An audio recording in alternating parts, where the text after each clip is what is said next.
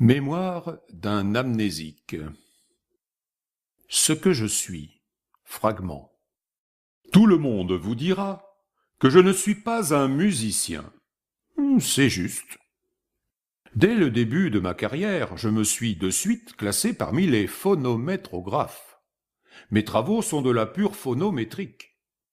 Que l'on prenne le Fils des étoiles, ou les morceaux en forme de poire, en habit de cheval, ou les sarabandes, on perçoit qu'aucune idée musicale n'a présidé à la création de ces œuvres. C'est la pensée scientifique qui domine.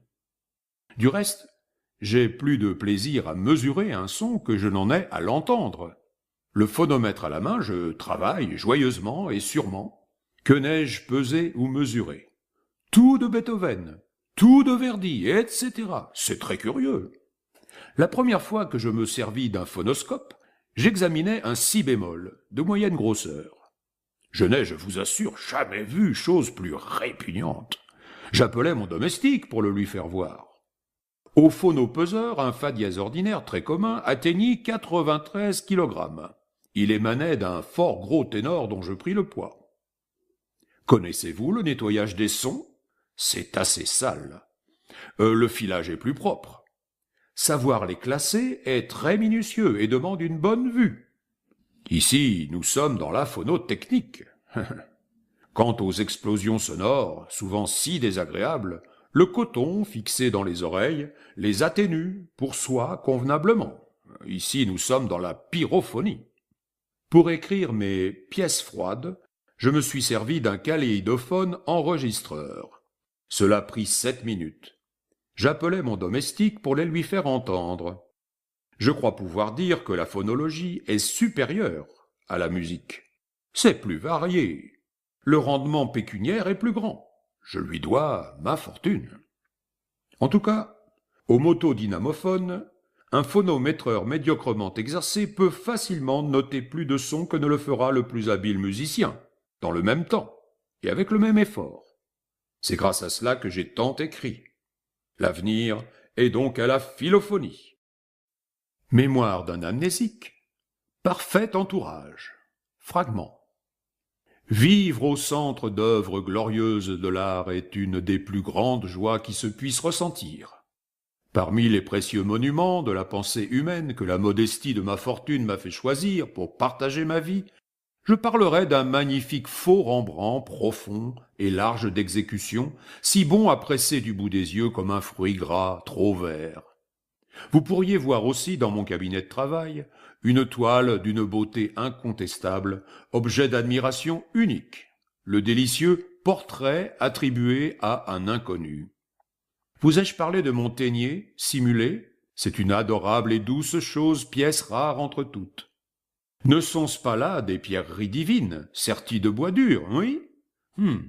Pourtant, ce qui surpasse ces œuvres magistrales, ce qui les écrase, du poids formidable d'une géniale majesté, ce qui les fait pâlir par son éblouissante lumière, un faux manuscrit de Beethoven, sublime symphonie apocryphe du maître, achetée pieusement par moi il y a 10 ans, je crois.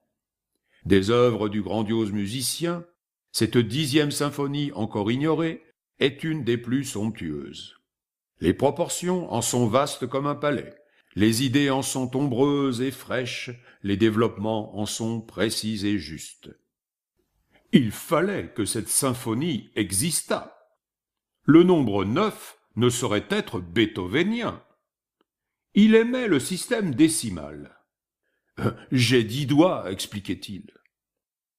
Venus pour absorber filialement ce chef-d'œuvre de leurs oreilles méditatives et recueillies, quelques-uns, sans raison, crurent à une conception inférieure de Beethoven, et le dirent. Ils allèrent plus loin même.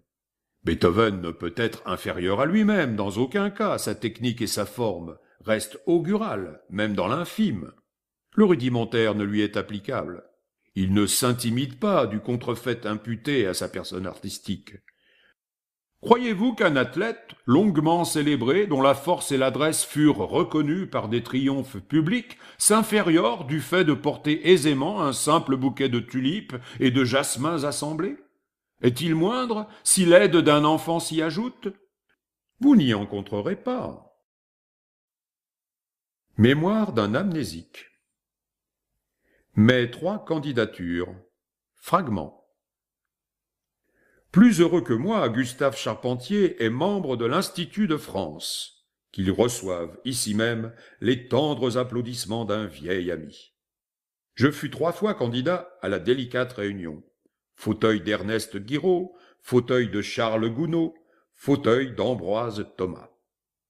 Messieurs Paladil, Dubois et le Nepveu me furent sans raison du reste préférés, et cela me fit grosse peine.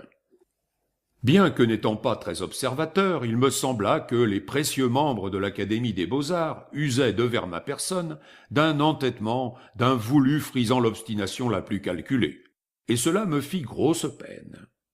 Au temps de l'élection de M. Paladil, mes amis me dirent « Laissez faire, plus tard il votera pour vous, maître, sa voix sera d'un grand poids. » Je n'eus ni son vote, ni sa voix, ni son poids, et cela me fit grosse peine.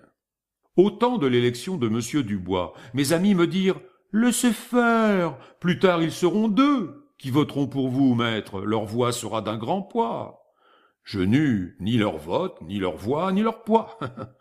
Et cela me fit grosse peine. Je me retirai. Monsieur le Nepveu crut qu'il serait de bon ton d'occuper un fauteuil qui m'était destiné, et ne vit pas l'inconvenance qu'il y avait à le faire. Il s'assit froidement à ma place, et cela me fit grosse peine. Toujours avec mélancolie, je me souviendrai de monsieur Émile Pessard, mon vieux compagnon de lutte. J'ai pu constater à plusieurs reprises qu'il s'y prenait fort mal, sans aucune habileté manquant de la plus simple astuce. Il ne sait pas, et l'on voit trop qu'il ne sait pas. Pauvre bon monsieur, combien il aura du mal à se caser, à se faufiler à travers un sein pour lui si peu aimable, pour lui si peu accueillant, pour lui si peu hospitalier.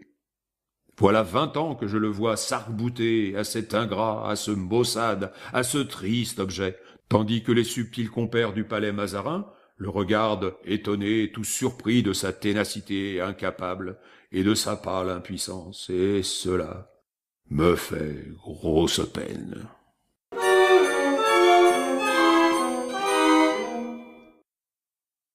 Mémoire d'un amnésique. Chose de théâtre. Fragment. J'ai toujours eu la pensée d'écrire un drame lyrique sur le suivant et particulier sujet. En ce temps-là, je m'occupais d'alchimie. Seul, dans mon laboratoire, un jour je me reposais. Dehors, un ciel de plomb, blafard, sinistre, une horreur. J'étais triste, sans en connaître la raison, presque craintif, sans en savoir la cause. L'idée me prit de me distraire en comptant lentement sur mes doigts de 1 à 260 000. Je le fis, et n'en tirai qu'un grand ennui.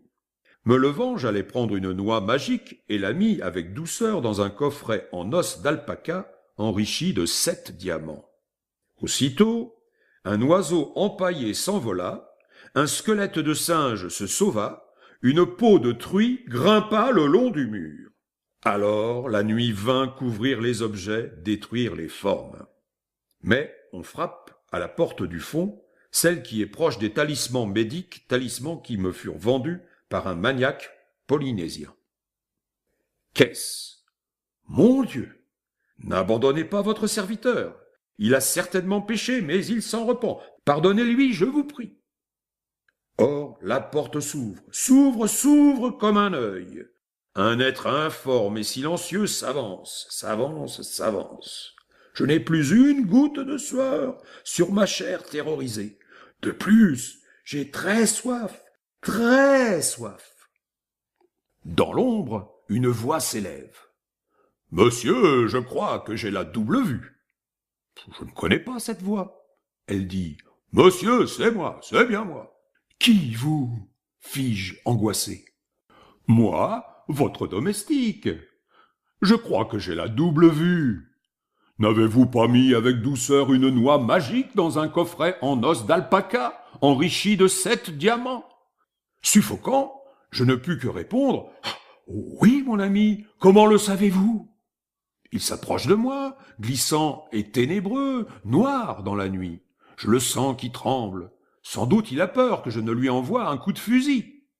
En un hoquet, tel un petit enfant, il murmure. Je vous ai vu, par le trou de la serrure.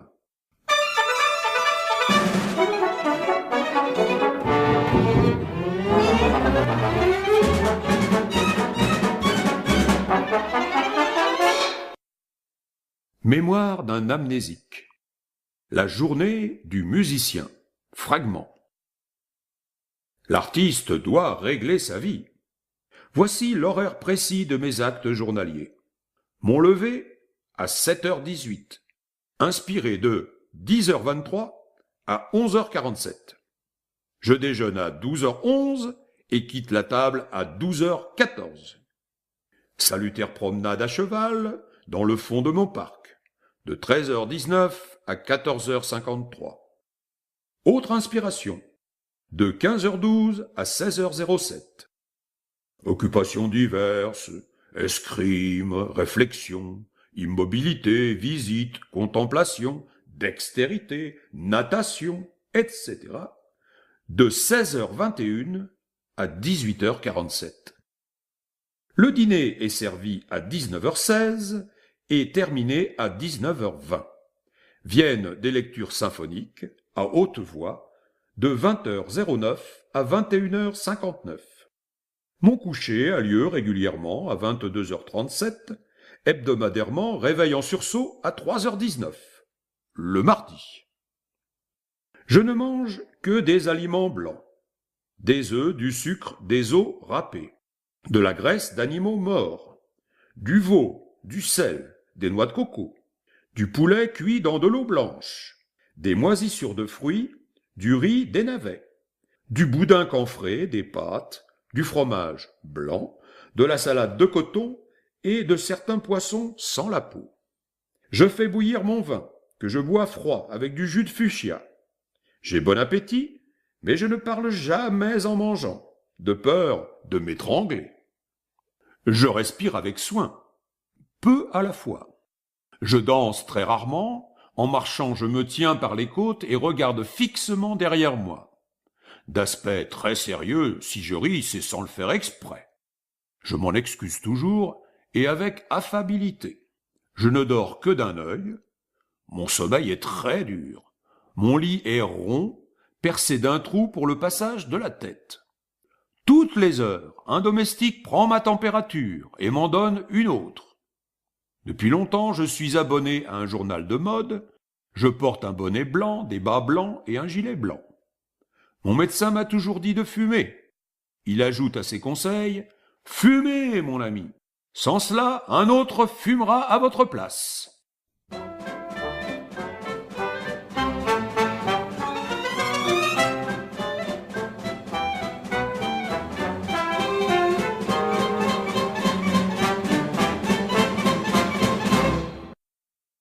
Mémoire d'un amnésique. L'intelligence et la musicalité chez les animaux. L'intelligence des animaux est au-dessus de toute négation. Mais que fait l'homme pour améliorer l'état mental de ses concitoyens résignés? Il leur offre une instruction médiocre, espacée, incomplète, telle qu'un enfant ne voudrait pas pour lui-même. Et il aurait raison, le cher petit être. Cette instruction consiste surtout à développer l'instinct de cruauté et de vice qui existe ataviquement chez les individus. Il n'est jamais question dans les programmes de cet enseignement ni d'art, ni de littérature, ni de sciences naturelles, morales ou d'autres matières. Les pigeons voyageurs ne sont nullement préparés à leur mission par un usage de la géographie. Les poissons sont tenus à l'écart de l'étude de l'océanographie. Les bœufs, les moutons, les veaux ignorent tout de l'agencement raisonné d'un abattoir moderne et ne savent pas quel est leur rôle nutritif dans la société que s'est constituée l'homme.